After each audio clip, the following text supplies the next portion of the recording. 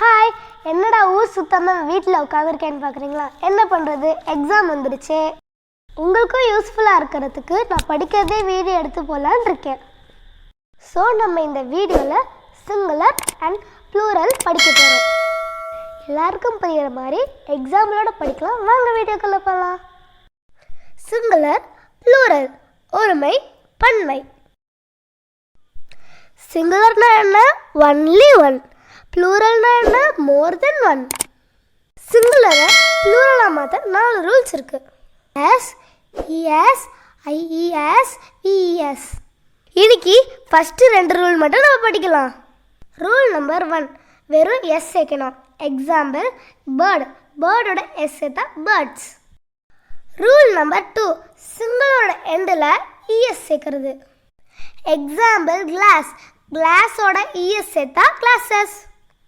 எந்த வேர்டுக்கெல்லாம் இஎஸ் சேர்க்கணுங்கிறதுக்கு நான் ஒரு ஐடியா சொல்லித்தரேன். அது என்னன்னா, எந்த வேர்ட்ஸ்லாம் S, SS, SH, CH, X, O, இசட்ல முடியுதோ அதுக்கெல்லாம் நம்ம இஎஸ் சேர்க்கணும்.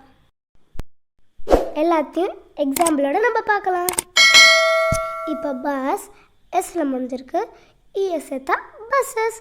இப்போ ட்ரெஸ் எஸ்எஸ்ல முடிஞ்சிருக்கு, இஎஸ் சேர்த்தா ட்ரெஸ்ஸஸ்.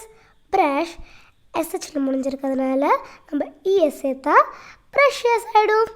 மேட்ச் இப்போ சிஹெச்ல முடிஞ்சிருக்கிறதுனால நம்ம இஎஸ் போட்டு மேட்சஸ் ஆக்கணும். மேங்கோ ஓல முடிஞ்சிருக்கிறதுனால இஎஸ் சேர்த்தா மேங்கோஸ் ஆகிடுச்சு. ஃபாக்ஸ் எக்ஸில் முடிஞ்சிருக்கிறதுனால இஎஸ் சேர்த்தா ஃபாக்ஸஸ் ஆகிடுச்சு.